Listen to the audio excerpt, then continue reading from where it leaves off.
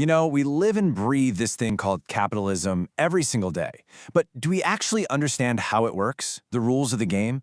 Today, we're going to pull back the curtain on the economy and reveal a hidden and honestly pretty uncomfortable truth about the money that's sitting in your wallet right now. So to get started, let's ask a really simple question. Why does a Big Mac, something we all know, cost what it does? I mean, is it just about the price of beef and lettuce? Well, the real answer is a whole lot more complicated, and it tells us pretty much everything we need to know about the world we live in. Okay, so just look at this timeline for a second.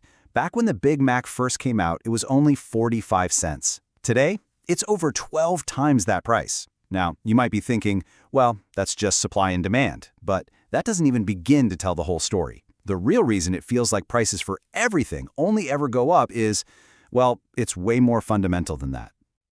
See, the secret isn't in the ingredients of the burger. It's in the very nature of the dollar you're using to buy it.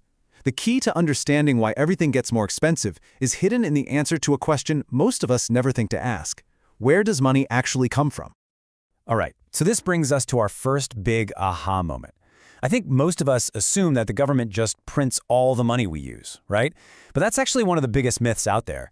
The way money really enters our world is both a lot simpler and, way more surprising. So, the birth of modern banking actually started with a super simple observation way back in the 16th century.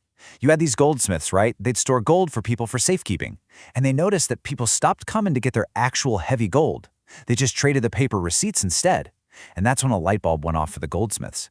They had a revolutionary idea. Hey, why not lend out extra receipts for gold we don't actually have? And then charge interest on it? And just like that, poof. They were literally creating money from nothing.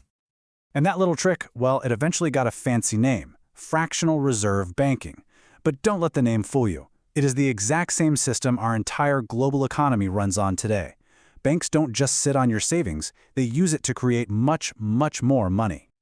Okay, let's make this real with a quick example. In South Korea, the average reserve ratio is about 3.5%. So what does that mean? It means if you deposit $100 in the bank only has to keep $3.50 on hand. It can immediately loan out the other $96.50. But then that loan gets deposited into another bank, which then loans out most of that again. And this cycle, which is called credit creation, means your single $100 deposit can magically become nearly $3,000 of brand new money flowing through the economy. So this is the part that might break your brain a little bit. When a bank gives you a loan for a car or a house or a business, it's not giving you someone else's savings. It's creating new money right then and there, digitally. And this means almost every single dollar in our entire economy started its life as a loan. It's all debt. But wait a second. If that's true, it creates a massive puzzle, doesn't it? If all money is created when someone takes out a loan, where in the world does the money to pay the interest on that loan come from? Let's use a super simple story to see what I mean. Imagine this tiny island economy. The bank creates and loans out the only $10,000 that exists on the whole island. Now, the borrower owes the bank back the principal, that's the $10,000, plus interest, let's say $10,500 in total. But where does that extra $500 come from?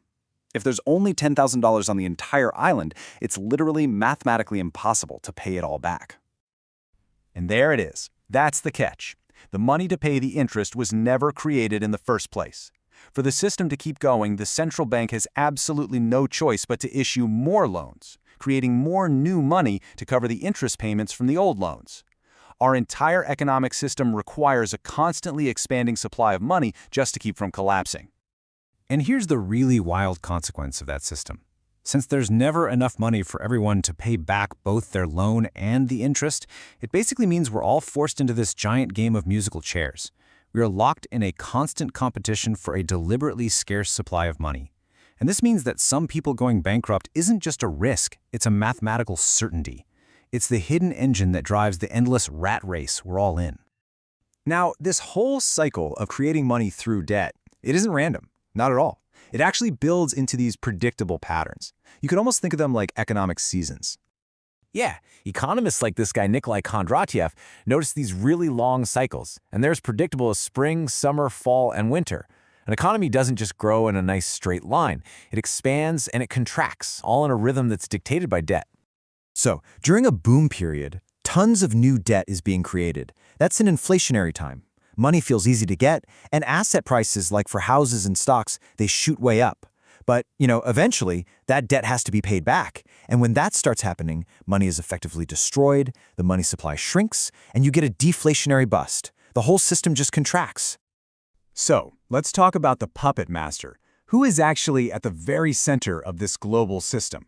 Who's pulling the strings by controlling the creation of the world's most important currency, the US dollar? I think most of us, if we had to guess, would say the US government, right? A public institution, working for the public good. But what if it's actually a private enterprise, run for profit? Get ready for this, because it's a big one. The Federal Reserve, the institution that creates and controls the US dollar, is not part of the US government. It is a private corporation owned by a group of private banks that has been granted a legal monopoly on creating the world's reserve currency. Okay, so now that we've seen how the sausage is made, you gotta ask a pretty big question. Is this really the best way to run our world? And that question, well, it's been the subject of a really fierce debate for centuries. This debate has been raging forever. On one side, you've got thinkers like Adam Smith and Friedrich Hayek, who basically said that if you just leave free markets alone, they create the most wealth for everyone. But on the other side, you've got critics like Karl Marx, who saw the whole system as fundamentally exploitative, and John Maynard Keynes, who believed governments absolutely have to step in to manage its crazy ups and downs. So where does that leave us? Well, one idea that's been proposed is this kind of hybrid model, often called welfare capitalism. The basic goal is to keep the powerful engine of capitalism running, but to pair it with really strong social programs, like great education, healthcare, and job training, to try and create a more stable and, more fair society. So, after all of that, what's the big takeaway here? Well, it's this. Money is debt. The need to pay interest creates constant, built-in competition, and the whole system has these boom and bust cycles baked right in. And this isn't just some abstract economic theory. Knowing the rules of this game is the absolute first, most critical step to being able to protect yourself and your family financially. And so we'll leave you with one last question to think about.